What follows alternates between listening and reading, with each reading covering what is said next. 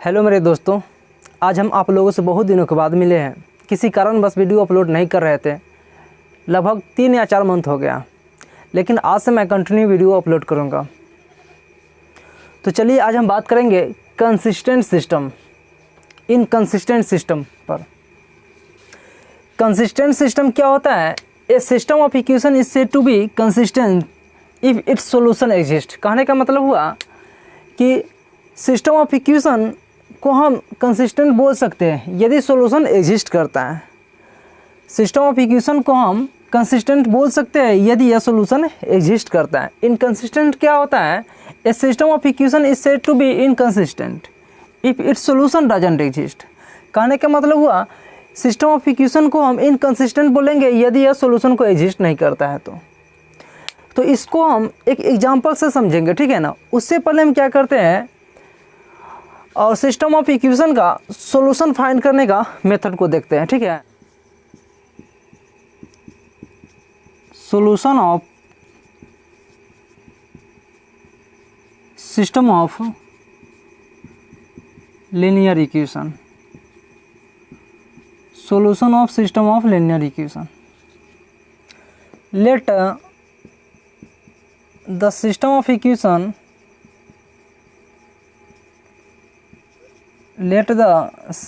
equation a1x plus b1y plus c1z equal to d1, a2x plus b2y plus c2z equal to d2, a3x plus b3y plus c3z equal to d3। अब हम क्या करते हैं, इस system of equation को matrix के form में लिखते हैं। Let a equal to a1 a2 a3 b1 b2 b3 c1 c2 c3 S equal to x y z, b equal to d1 d2 d3। The system of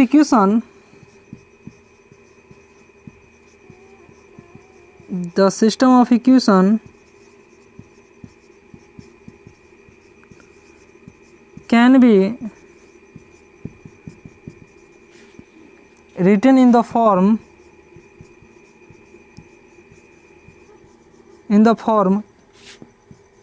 x equal to b. ax equal to b के form में क्या करेंगे, इसको हम लिखेंगे। तो क्या होगा, a1 a2 a3 b1 b2 b3 c1 c2 c3, ठीक है। अब यहाँ पे क्या होगा, x y z equal to क्या होगा, d1 d2 d3। हमने क्या किया कि the system of equation can be written in the form x equal to b के फॉर्म में लिख दिया। अब यहाँ पे बात आ रही है, इसका डिटर्मिनेंट या तो नॉन सिंगुलर होगा या तो सिंगुलर होगा। अब हम देखेंगे जब नॉन सिंगुलर होगा तो क्या होगा, सिंगुलर होगा तो क्या होगा। If A is non-singular, if A is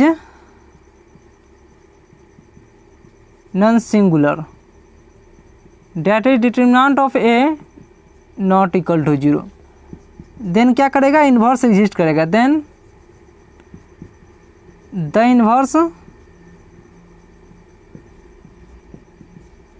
inverse क्या करेगा, exist, then the inverse exist. और यहाँ पे क्या है, x इक्वल टू बी है, हम क्या करते हैं, बोथ साइड ए इन्वर्स से क्या करते हैं, मल्टीप्लाई करते हैं। तो क्या होगा, ए इन्वर्स बी होगा। इसको हम इस तरह से लिख सकते हैं, ए क्या होगा, इसको इस तरह से लिख सकते हैं, ए इन्वर्स बी हो गया, ठीक है। अब यहाँ से एक्स का वैल्यू क्या निकलेगा, ए इन्वर्स बी। ए क्या देगा, यूनिक सॉल्यूशन। ए क्या देगा, यूनिक सॉल्यूशन। और इस सॉल्व करने के मेथड को क्या बोलते हैं, इस सिस्टम ऑफ इक्वेशन को सॉल्व करने के मेथड को क्या बोलते हैं, matrix method. Matrix method the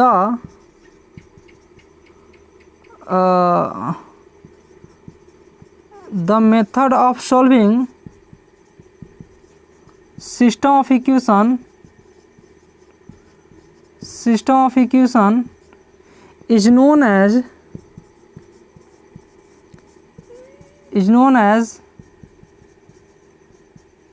Mattis method. ठीक है, Mattis method.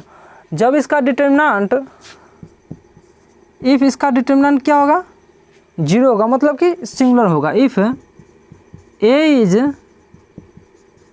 Singular that is determinant of A equal to क्या होगा, जब इसका डिटर्मिनेंट 0 होगा तो इसका सोल्यूशन क्या होगा, देन इट्स सोल्यूशन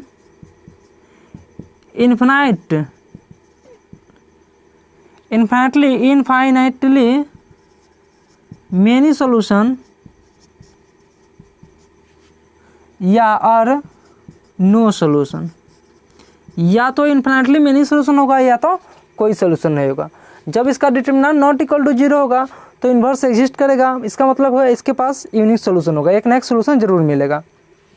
लेकिन जब इसका डिटर्मिनेंट 0 हो जाएगा तो इसके पास या तो infinite number of many solution होगा या कोई सॉल्यूशन नहीं होगा। ठीक है, अब हम क्या करते हैं, एक क्वेश्चन लेते हैं और उस क्वेश्चन की मदद से इसको हम समझते हैं। ठीक है, तो चलिए यहाँ पे देखते हैं इसका solution. Solve the system of equation 2x + 5y = 1, 3x + 2y = 7 है। ठीक है, सबसे पहले क्या करेंगे, late a = 2, 3, 5, 2, b = 1, 7 and x = क्या है, x y। हमने a का वैल्यू निकाली है, b का वैल्यू निकाली है, x का वैल्यू निकाली। अब क्या करेंगे, x = b के फॉर्म में लिखेंगे। क्या लिखेंगे, x = b के फॉर्मेट में हमने लिख दिया। ठीक है, x = b के फॉर्म में लिख दिया। तो चलिए यहाँ पे लिखिए 2, 3, 5, 2 और यहाँ पे क्या है, x का वैल्यू x है, y है एंड b का वैल्यू क्या है, 1 है, 7। अब क्या करेंगे, मेरा पहला काम है इसका डिटर्मिनेंट निकालना। इसका जब डिटर्मिनेंट निकालेंगे तो डिटर्मिनेंट ऑफ a = क्या आएगा, 4 - का 15 = -11 नॉट इक्वल टू 0 आया। ठीक है, -11 नॉट इक्वल टू क्या आया, 0 आया। इसका मतलब क्या है कि ये यूनिक सॉल्यूशन देगा, यूनिक सॉल्यूशन देगा। इसका मतलब क्या है कि ये कंसिस्ट होगा, सो कंसिस्टेंट। तो इसका मतलब क्या है, ये कंसिस्टेंट है। अब इसका सॉल्यूशन निकालेंगे, कंसिस्टेंट है, यूनिक सॉल्यूशन है, तो इसका क्या वैल्यू होगा। तो उसके लिए हमने क्या पढ़ा था कि x = a इन्वर्स का b, मतलब क्या, x = a inverse b, x = a inverse b, हमको a इन्वर्स निकालना है, उसमें b से मल्टीप्लाई कर देना है। तो चलिए हम सबसे पहले a इन्वर्स निकालते थे। a इन्वर्स निकालने के लिए हमने पढ़ा था कि एडजॉइंट ऑफ a बटा का डिटर्मिनेंट ऑफ a। ठीक है, अब एडजॉइंट ऑफ a कैसे निकलता है, तो एडजॉइंट ऑफ a जो होता है transpose of cofactor of a, transpose of cofactor of क्या होता है, transpose of cofactor of a होता है। ठीक है, तो सबसे पहले इसका क्या निकालते हैं, कोफैक्टर निकालते हैं। तो कोफैक्टर क्या होगा, a11 निकालना है। अब देखिए कोफैक्टर कैसे निकालेंगे, जैसे कि कोफैक्टर निकालने के लिए होता है aij = -1 to the power i + j minor mij होता है। ठीक है, जैसे कि एक एग्जांपल लेते हैं, a11 निकालेंगे तो -1 to the power 1 + 1 करेंगे mij। देखिए सिंपल सी भाषा में समझिए, यहाँ पे ऑड रहेगा ना, सॉरी इवन रहेगा तो प्लस का साइन देंगे और ऑड रहेगा तो निगेटिव का साइन देंगे। जैसे कि 1 3 2 3 ऑड हुआ, 3 2 5 ऑड हुआ, तो यहाँ पे क्या देंगे, निगेटिव देंगे। यहाँ पे इवन है, 1 2 इवन है, तो यहाँ पे क्या देंगे, पॉजिटिव का साइन देंगे। तो a11 निकालेंगे, a11 निकालेंगे तो a11 क्या होगा, 2 हो जाएगा। ठीक है, a22 निकालेंगे, अब क्या निकालें, a1 निकालेंगे, a1 1 हो गया, a12 निकालेंगे तो नेगेटिव का साइन होगा, ऑड है, a12 क्या होगा, 3 आ जाएगा, माइनस का 3। अब a21 निकालेंगे तो a21 क्या होगा, -5 होगा, निगेटिव। और a22 क्या होगा, a22 क्या होगा, 2 हो जाएगा। तो इस प्रकार से मैट्रिक्स क्या निकला 2 -3 -5 2। अब क्या करना है, इसका ट्रांसपोज करना है। इसका ट्रांसपोज करेंगे तो क्या हो जाएगा, ट्रांसपोज करेंगे तो क्या होगा 2 -3 -5 और 2 आ गया। एक क्या हो गया, एडजॉइंट ऑफ ए हो गया। तो ए इन्वर्स इक्वल टू क्या होगा, ए इन्वर्स इक्वल टू हो गया एडजॉइंट ऑफ ए बटा डिटर्मिनेंट ऑफ ए। 2 - 5 - 3 2, ठीक है, बटा डिटर्मिनेंट -11 है। अब क्या है, ए इन्वर्स इंटू बी, इसमें बी से जब मल्टीप्लाई करेंगे तो ए इन्वर्स बी इक्वल टू क्या होगा -1 बटा 11 2 -3 -5 2। इसमें हम क्या से मल्टीप्लाई करेंगे, 1 7 से मल्टीप्लाई करेंगे। जब 1 7 से मल्टीप्लाई करेंगे तो क्या होगा, 2 में से 35 गया तो -30 आ जाएगा, और -3 और प्लस का 7 दूना 14, तो -3 और प्लस का 7 दूना 14 तो क्या होगा, 11 बचेगा ना। तो क्या होगा, यहाँ पे 11 हो जाएगा, ठीक है। बटा में क्या है, -11 है। जब इसको डिवाइड करेंगे तो क्या होगा, 11 × 33 3 और -1, तो ए किसके बराबर होगा, x के बराबर होगा। क्या होगा, x के बराबर होगा। तो x इक्वल टू क्या होता है, xy। तो यहाँ से x का वैल्यू क्या आ जाएगा, 3 आ जाएगा, एंड y का वैल्यू क्या आ जाएगा, -1। और लिख सकते हैं x का वैल्यू 3, y का वैल्यू -1। तो इस प्रकार से हम सॉल्यूशन निकालते हैं, ठीक है। इसको बोलते हैं मैट्रिक्स मेथड, ठीक है। देखिए हमने क्या किया है, उसको फिर से हम एक बार समझा देते हैं। कोई भी क्वेश्चन दिया हुआ रहेगा, solve the system of equation, system of equation को सॉल्व करना होगा बाय द मैट्रिक्स मेथड। तो हम क्या करेंगे, सबसे पहले एक मैट्रिक्स के फॉर्म में लिख लिया, ठीक है। उसके बाद x इक्वल टू वी के फॉर्म में लिख लेते हैं। a इक्वल टू ए हुआ, b इक्वल टू ए हुआ, x इक्वल टू ए हुआ। इसको हमने x इक्वल टू वी के फॉर्म में लिख दिया, ठीक है। अब क्या करेंगे, सबसे पहले डिटर्मिनेंट निकालेंगे। बात रहेगी कंसिस्टेंट और इनकंसिस्टेंट चेक करने का, तो सबसे पहले क्या निकालेंगे, यहाँ पे हम डिटर्मिनेंट निकालेंगे। यहाँ पे डिटर्मिनेंट नॉट इक्वल टू 0 होगा तो बोल देंगे क्या होगा, एक कंसिस्टेंट होगा। जब कंसिस्टेंट होगा तो यूनिक सोल्यूशन देगा, और वो यूनिक सोल्यूशन क्या होगा, तो इसके लिए हम जानते हैं x equal to A inverse b होता है। तो x equal to A inverse b निकालते हैं, तो यहाँ से हम सबसे पहले ए इन्वर्स निकालेंगे। तो ए इन्वर्स निकालने के लिए क्या फॉर्मूला होता है, एडजॉइंट ऑफ ए बटा डिटर्मिनेंट ऑफ ए होता है। और हम क्या करेंगे, एडजॉइंट ऑफ ए निकाल लेंगे। और एडजॉइंट ऑफ ए क्या होता है कि cofactor of transpose of cofactor of A, मतलब कि कोफैक्टर ऑफ ए के ट्रांसपोज होता है। तो यहाँ से हम एडजॉइंट लिख लिए और उसका डिटर्मिनेंट नीचे में क्या है, डिटर्मिनेंट है। अब क्या किए कि ए इन्वर्स में बी से हमने क्या किया, मल्टीप्लाई कर दिया। जब मल्टीप्लाई किया तो मेरे को कुछ ऐसा प्राप्त हुआ, तो x का वैल्यू इस तरह से मेरे को निकल गया। अब बात रहेगा यहाँ पे जब डिटर्मिनेंट इक्वल टू 0 आ जाएगा तो वहाँ पे फाइनली हम बोल देंगे इनकंसिस्टेंट, चूँकि वहाँ पे infinite number of many solution भी हो सकता है या कोई सोल्यूशन भी नहीं हो सकता, ठीक है, जब डिटर्मिनेंट इक्वल टू 0 आ जाएगा। लेकिन हमको सिर्फ पढ़ना क्या है, सिर्फ हमको यहाँ पर बात करना है कि यूनिक सोल्यूशन के बारे में, मतलब डिटर्मिनेंट नॉट इक्वल टू 0 पर। चलिए फिर हम एक क्वेश्चन और लेके देखते हैं। यहाँ पे लिखा हुआ है question, solve the system of equation by matrix method. Matrix method का प्रयोग करके सॉल्व करना है। 3x - 2y + 3z = 8, 2x + y - z = 1, 4x - 3y + 2z = 4।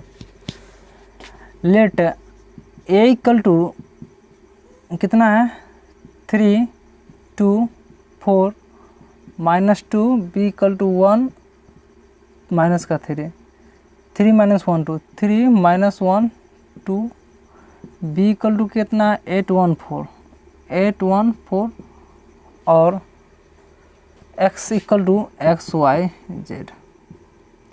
इस सिस्टम ऑफ इक्वेशन को क्या करेंगे, सबसे पहले हम ax इक्वल टू b के फॉर्मेट में लिखेंगे, ठीक है।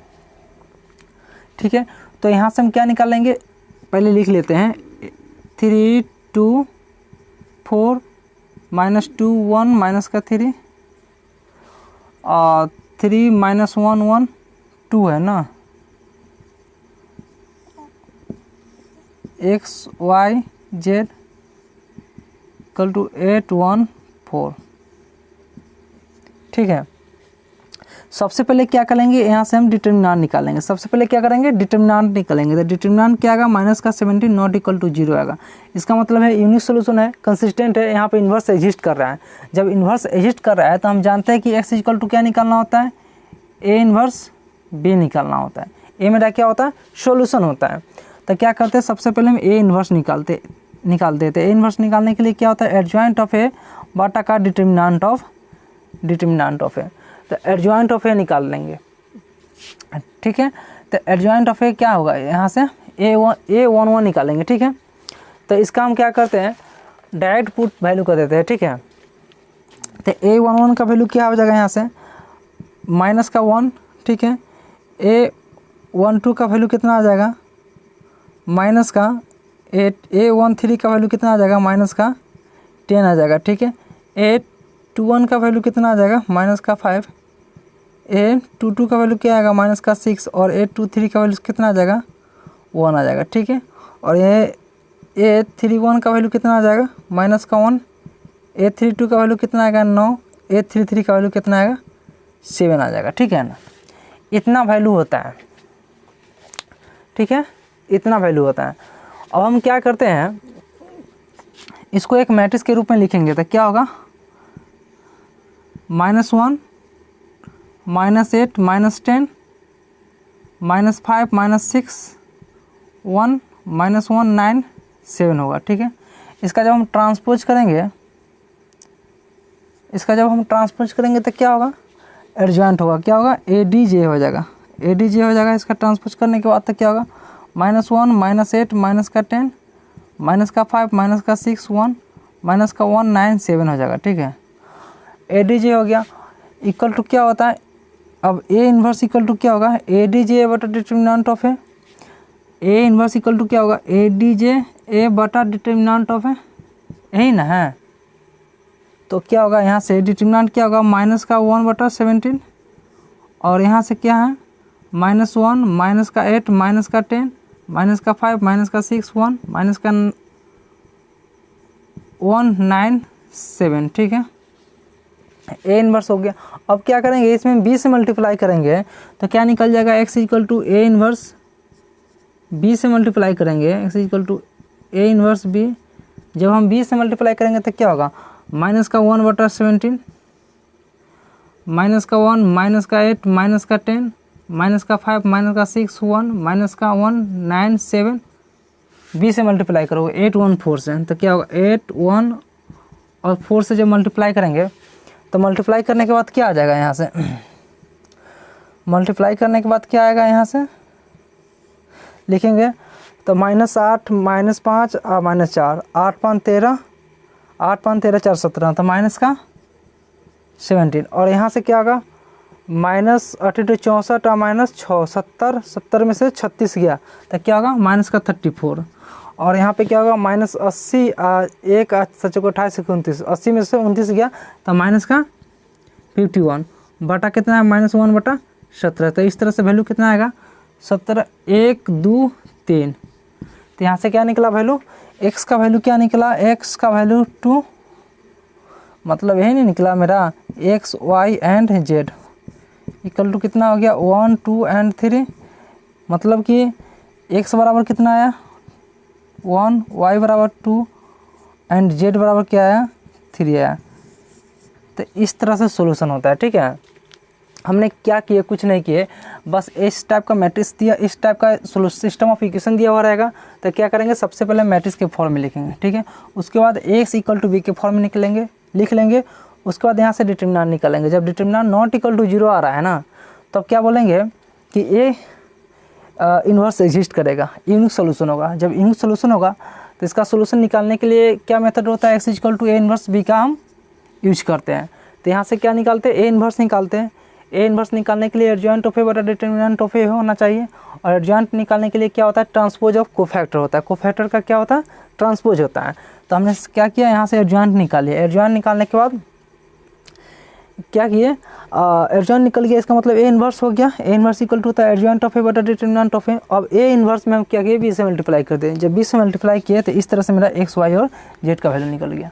तो इसी तरह से जितना सारा क्वेश्चन हो सबको हम निकाल सकते हैं। तो आज तक बस इतना ही, फिर मिलेंगे हम नेक्स्ट क्लास में। Thank you.